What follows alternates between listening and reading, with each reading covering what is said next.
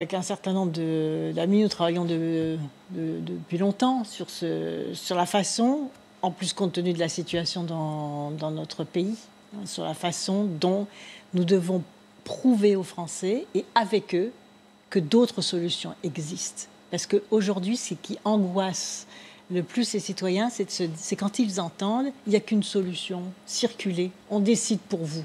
Il faut baisser les retraites, il n'y a qu'une solution. Parce qu'il y a un problème démographique. Non, il n'y a pas qu'une solution. Et l'honneur de la politique, c'est d'offrir aux citoyens des choix. Et quand on nous dit, la prochaine présidentielle, circulez, il n'y a rien à voir, il y aura Emmanuel Macron face à Marine Le Pen, non. Ce n'est pas possible d'accepter cela.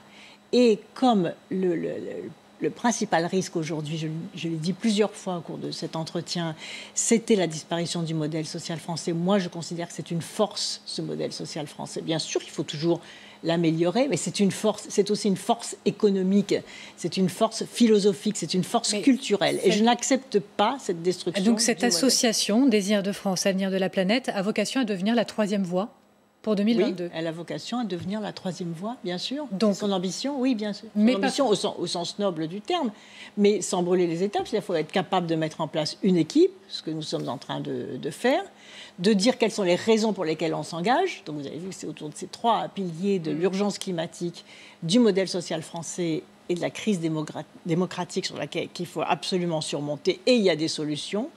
Et ensuite de rassembler le plus grand nombre possible. Donc tout le monde peut venir là sur le site qui vient d'être ouvert. Tous ceux qui veulent, qui s'intéressent, qui veulent travailler pour prouver que d'autres solutions existent, qui sont meilleures pour le pays que celles que l'on a aujourd'hui. Comment, à quoi? C'est-à-dire, que va-t-il se passer au sein de cette association exactement? On va travailler, on va faire des universités populaires. Préparer un programme? On va faire des séminaires de travail. Préparer un programme pour 2022? C'est pas un programme en tant que tel. Hein, c'est vraiment déjà d'identifier sujet par sujet quelles sont les solutions alternatives. Et ça va apporter de l'apaisement. Parce que les Français vont se dire, maintenant, c'est vrai qu'il y a d'autres solutions à apporter. Il n'y a pas qu'un seul modèle, et certainement pas ce modèle libéral de la mondialisation financière qui, aujourd'hui, décide à la place des responsables politiques. Ça, c'est pas acceptable. Restons un peu sur le concret de cette association, parce que c'est un peu la grande nouveauté vous concernant tout de même. Est-ce que cette association pourrait devenir un parti, un micro-parti à terme? Est-ce que c'est aussi ce qui est prévu? On construit en avançant. Donc, je suis très confiant. On construit en avant et on va construire.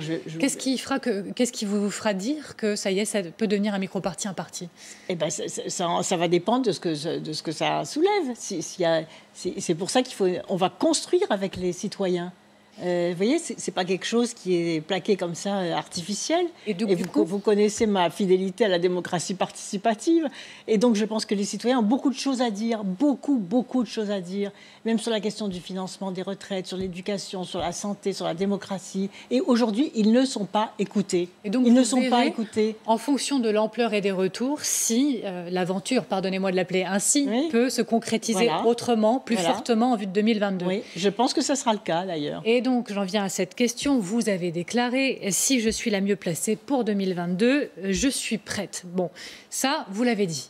Qu'est-ce qui fera, quels éléments feront que vous vous direz « Je suis la mieux placée » ou non? Est-ce que vous soumettrez à l'arbitrage, par exemple, des sondages pour évaluer si c'est vous ou pas?